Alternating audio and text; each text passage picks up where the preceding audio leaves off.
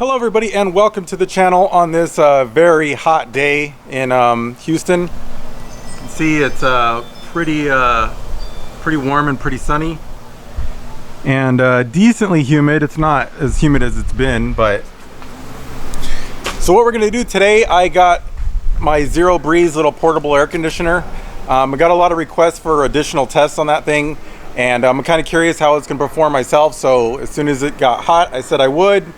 It's hot, so I am, and we'll see how it goes. So I made a modification to the Zero Breeze to enable me to read the output temperature of the air and then also the exhaust temperature. I figured the exhaust temperature would kind of give us an additional data point as to its efficiency, like how much it's heating up the air beyond ambient, because first of all, that's going to be heat that you'd have to contend with if you're using it purely indoors.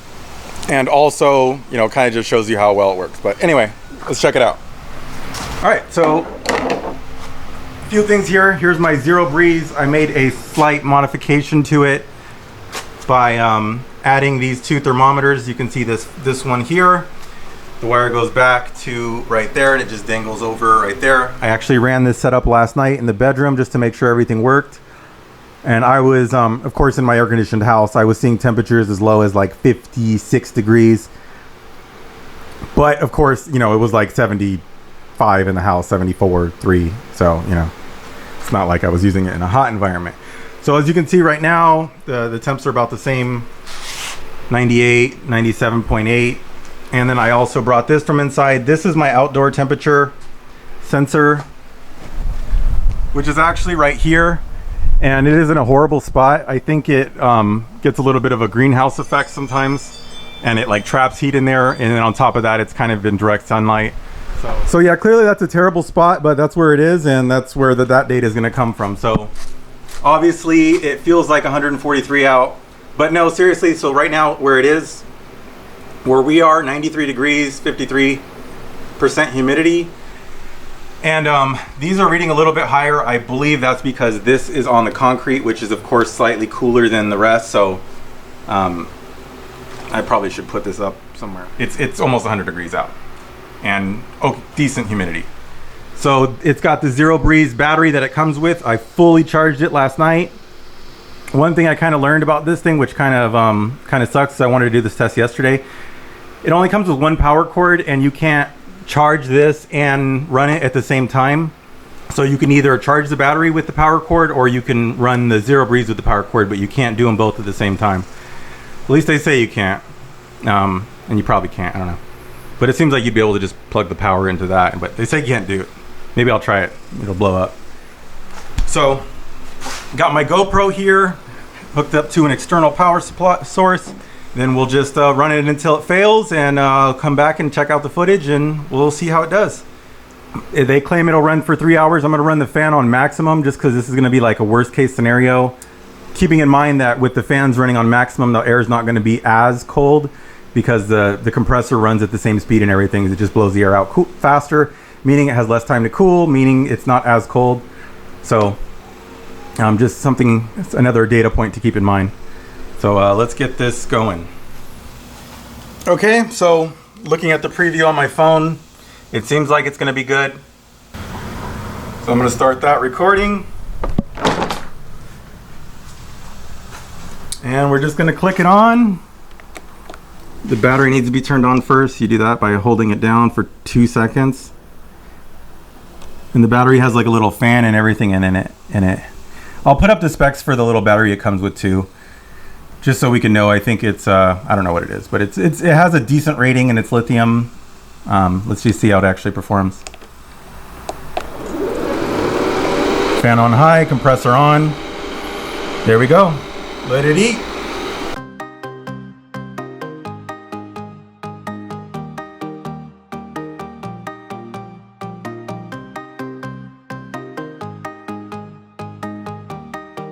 So just a little update. I was just checking everything out because I was looking at it on my GoPro, and it's only at 86 degrees. So I came out here and I made sure the probe was, you know, facing the right thing, and it was directly in the wind, and it is. Maybe I can do a little bit better. maybe right there, I'll make sure it's gonna get as cold as possible. Because it says 87, it feels cooler than that, so I'm a little worried that maybe because of where this sensor is, it's not getting into the cold as well. I don't know. Because I want to say it feels colder than 86, like maybe in the 70s.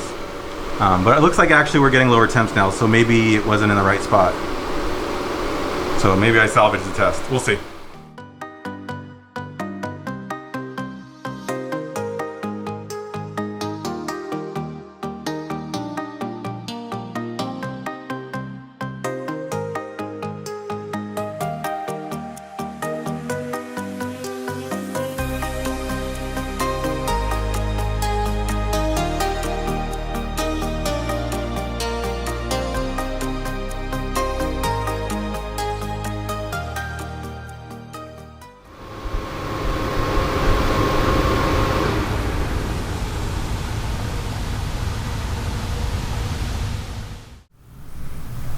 Okay, so I checked it and we got about 3 hours and 16 minutes of runtime, which isn't too bad. So the next data set that I'm going to pull is I'm going to charge it. So what we're going to figure out with the charging is first off how long it takes to charge it, and then how much current it draws, and at one time, and then total how much power it's going to take to charge the battery. So how many kilowatt hours or whatever it ends up being. So, all right, there you go. It is currently drawing 132 watts. Then at the end, when it's done, we'll see how much total power it took.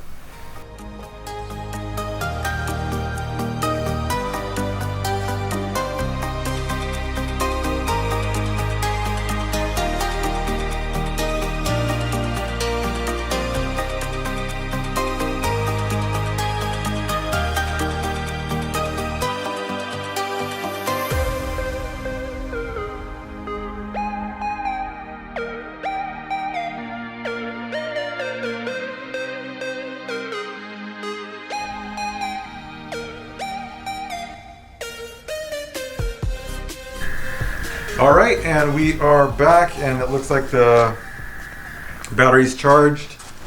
And so when it charges, obviously so after it's charged, it's not pulling any more power, which is good. Doesn't have any like trickle or anything like that, so it's like a somewhat of a smart charger, obviously. And let's see how much power it used. So 0.48 kilowatt hours. So I'm gonna go check out all the data, and we'll see what conclusions we can draw. Okay, so this is what it is. For the AC portion of the test, I started at 2 p.m., 2:05 p.m.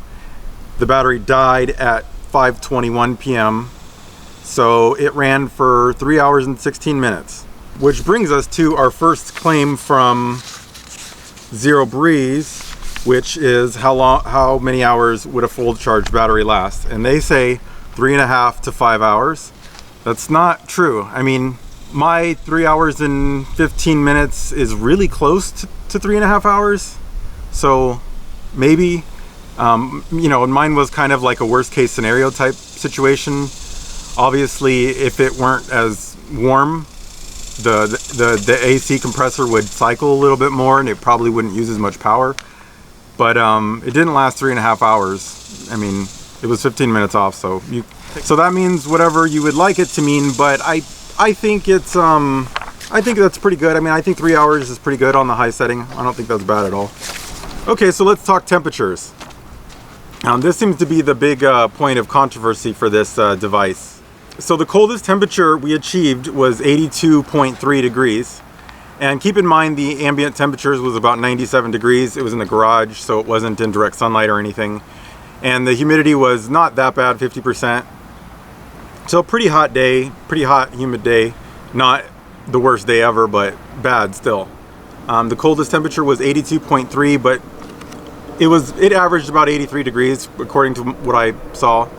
So I think most of the time it cooled to about 83 degrees. So if you look at 97 to 83 degrees, then that's 14 degrees. So let's call it 14 degrees. That it probably can achieve most of the time, at least in this humidity and stuff. I think if it were drier, it might work better, might work worse, I don't know. But in these conditions, that's what it did, 14 degrees. Which brings us to their other claim. How cold does it get? And what Zero Breeze says on their website about how cold does it get, unlike most room or portable air conditioners, the Zero Breeze is not designed to cool an entire room to a set temperature. It is made specifically to cool the area in front of the fan for more personal comfort for you and your guests. Temperature of the cool air from the Zero Breeze can be 10 degrees Fahrenheit lower than ambient temperature. We achieved 14 degrees in pretty hot conditions, and that was the fan on high. So that was in pretty non-optimal conditions. We got 14 degrees. That's better than what their claim was. And I think the biggest problem becomes is just what the expectation of it is. You got to remember, most air conditioners, they it cools kind of incrementally. It cools the house or the room, and then it draws air from the room or the house, and it cools that air, so it cools on top of its cooling on top of its cooling. It's not just drawing air straight from outside 100 degrees and then trying to cool that down to 60 or whatever. Couldn't do that. It starts slow and it slowly ramps down the coolness. So maybe if you ran it in a small enough enclosed area, you would actually get some real cooling, like a small tent. I mean like a small tent, like not even like a normal stand-up tent, like a little tiny one-person tent.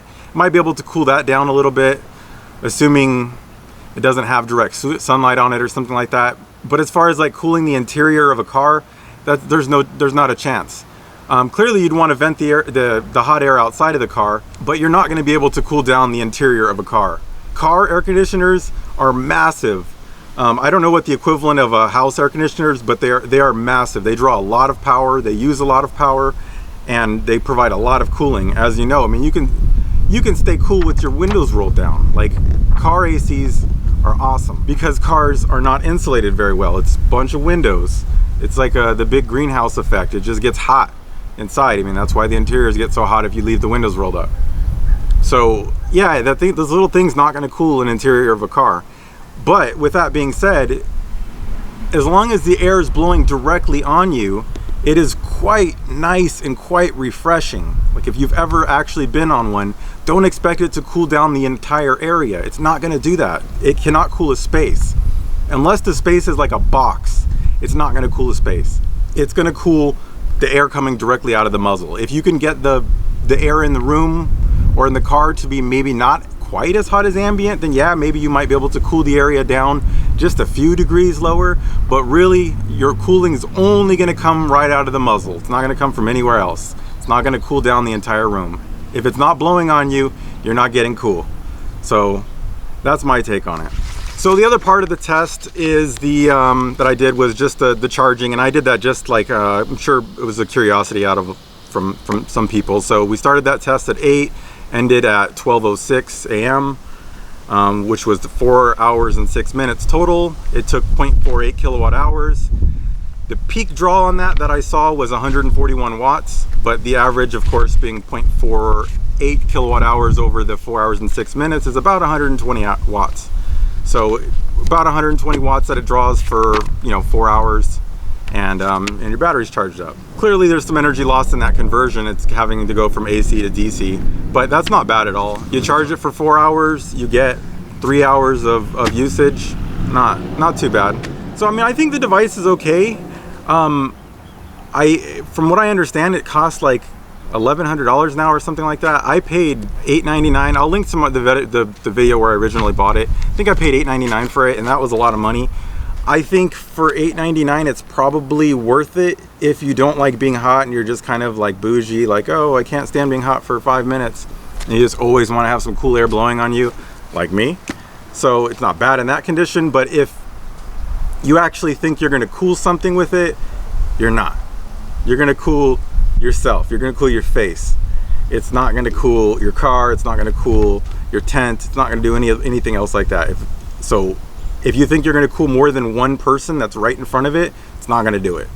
And of course, put a link to the Zero Breeze down in the description if you want to buy one. I think they're again, I think they're the $1,100 now. I wouldn't pay that for it. I don't think it's worth that. For the 900, I think it's okay. And I also think they're coming out with a new version of it that might be better. Who knows? We'll have to see. It's gonna be it for now. Peace. Black leather on his ass, keep a hustler heated. Weed is engaged in the pavement. Rubber escorts like I'm seeking arrangement. Push the gas, escalate the gauges, escalate hits on the camera.